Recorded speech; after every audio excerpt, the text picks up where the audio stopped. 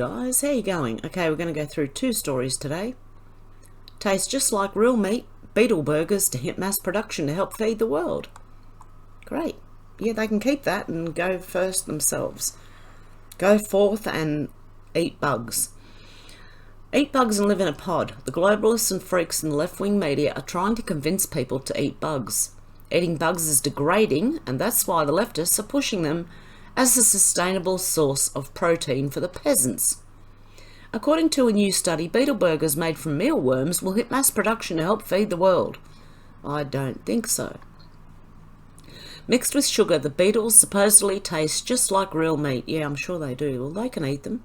They could also become alternatives to sausages or chicken nuggets, researchers say. I'd be saying check your sausages and chicken nuggets. Beetle burgers could soon be helping to feed the world, according to new research.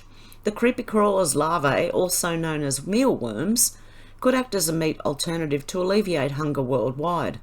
The process uses a fraction of the land and water and emits a smaller carbon footprint in comparison of traditional farming.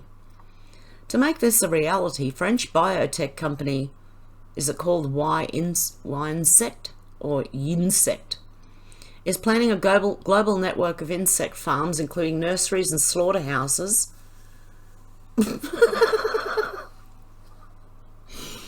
What do they need slaughterhouses for? Anyway, a pilot plant has already been set up at a Dole in the Bourgogne, French, oh my goodness, I don't know, some region of France, okay? We are in full control of the chain of production. Of course they are. Take control back with your food into your own hands. Don't let them control the chain of production. That gives them strength in terms of quality, security and safety, says Benjamin Armanjan, General Manager of Yinsect or Yinsect, according to a statement from SWNS, some initials. Robot arms and automated conveyor belts transport stacks of red trays in every direction. They are filled with billions of Tenebrio molitor beetle larvae. The dried critters are more than 50% protein and rich in fibre and fats as well.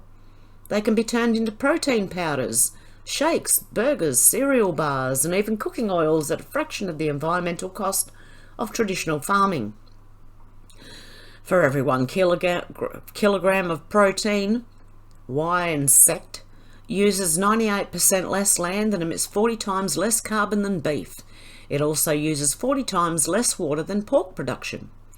Globalists are pushing for the peasants to eat bugs, weeds and synthetic meat because bugs consume fewer resources than traditional livestock. Like I said, they can go first and tell us what it's like in about 20 years. Without their private jets, without their cars and security and everything that they do. I'd like to see them live without all this. But of course, that's not what the plan is. It's for us to be the plebs, not them. Little do they know, this is going to turn on them. Last year, the World Economic Forum, of course they did, promoted the EU's new plan to use mealworms in food in their bid to reduce meat consumption. Livestock around the world is responsible for about 14.5% of all greenhouse gas emissions relating to a human activity. The need for land, whether for grazing animals or growing crops to feed animals, is the single greatest driver of deforestation, with major consequences for biodiversity loss, the paper says. This is word salad. Okay? When you get hit with this, just seriously. Oh my goodness. No, thank you. A WEF article from 2016 says it all. Welcome to 2030. I own nothing, have no privacy, and life has never been better. Well, as I said, let them go first. And then we can all watch them lead by example. Okay, and from Tom Fitton, apparently Prince Harry says he was bred to offer spare organs to heir William. Okay, this is the New York Post, mind you. Oh dear. Prince Harry bitterly believes he was only bred to offer spare parts for his brother in case the heir apparent ever needed new organs. 2 years older than me, Willie was the heir, whereas I was the spare, the exiled prince wrote in explaining the title of his memoir, Spare, which was officially released on Tuesday. Oh, this was the one where he's talking about his mum, the cream that his mum used to use, and him putting it on his pecker. I was the shadow, the support, the plan B. I was brought into the world in case something happened to Willie, he wrote of his 40-year-old brother and current heir to the throne, William. He said he understood his role was to be a diversion and distraction from his brother, or to provide, if necessary, a spare part to him. He said he understood his role was to be a diversion and distraction. Oh, I just did read that, didn't I? Kidney perhaps, blood transfusions, speck of bone marrow, he added in morose detail. He also noted how his dad, now King Charles III, could never be on a plane with his eldest son William because there must be no chance of the first and second in line to the throne being wiped out. But no one gave a damn whom I travelled with. A spare could always be spared, Harry claimed. This was all made explicitly clear to me from the start of life's journey and regularly enforced thereafter, he claimed of his apparent throwaway standing in the family. Harry complained that the heir and spare clarification wasn't merely how the press referred to us, but was also the shorthand used by his royal family, including Mummy, the late Princess Diana, and even Granny, the since deceased Queen Elizabeth too. Do you think he's lying? He says he was, because they could just get anyone and use their spare parts. I mean, that's, you know. He says he was 20 when he was first told that his dad had greeted his birth by quipping, "Wonderful. Now you've given me an heir and a spare. My work is done." A joke, presumably, Harry wrote, continuing the ruthless dig at the king by claiming that minutes after delivering this bit of high comedy, Pa was said to have gone off to meet with his girlfriend. Despite naming his memoir Spare and using his clear distaste for his role in life to justify his ultimate split from his family, Harry maintains that he was initially accepting of it. "I took no offence, I felt nothing about any of it," he wrote, initially acknowledging his incredibly privileged life. Every boy and girl at least once imagines themselves as a prince or princess. Therefore, spare or no spare, it wasn't half bad to actually be one, he conceded. That soon changed, however, with Harry feeling like there was a public sacrifice of the spare to help elevate other royals, starting with 2002 headlines damning his druggy lifestyle, which he now admits has been mostly true anyway. It grew worse when William and his wife, Princess of Wales Catherine, had 2 kids, according to Harry, who reckons he was told that as 5th in line for the throne, he was no longer even the spare of the spare. Spare of the spare. Spare a square? Can you spare a square? Still, his supposed role in life was largely blamed for one of the most dramatic moments in the book when Harry claims his brother knocked him to the floor during a fight. Oh my goodness. They'd hate to be in my family. My 2 grandsons, that's like being a referee, mate. Seriously. That's what boys do. That, Harry wrote, came because William was in full air mode and couldn't fathom why I wasn't dutifully playing the role of spare. I'm sorry, can you spare a square? Have you got a square to spare? Oh my goodness. And of course, you've got a biological male owner of Miss Universe proclaims from now on it's going to be run by women. What type of women? Because I know what they think a woman is. In October, the Gateway Pundit reported that a transgender Thai business person and activist purchased the Miss Universe organisation for $20 million. The buyer, Chakrapong Ann, whatever her name is famous in Thailand and has appeared on several reality TV shows.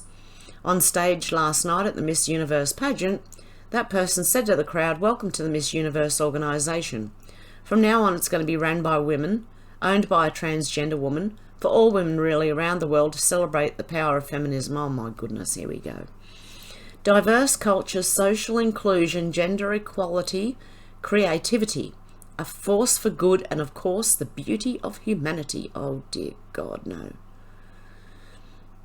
Okay, the new owner is biological male. How can it be run by women? Seriously.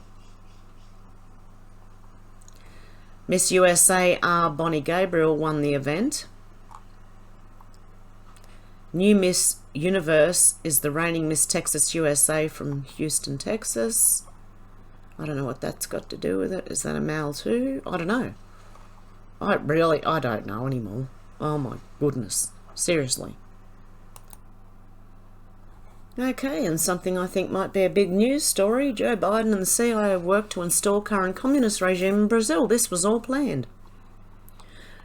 As the Gateway pundit reported on Saturday, the US began deporting Brazilian opposition leaders back to Brazil this week and the Lula gulags. This has taken place at the same time as evidence was presented that the January 8 riots in Brazil were staged. US journalist Glenn Greenwald is now complaining about the communist takeover he helped support and enable.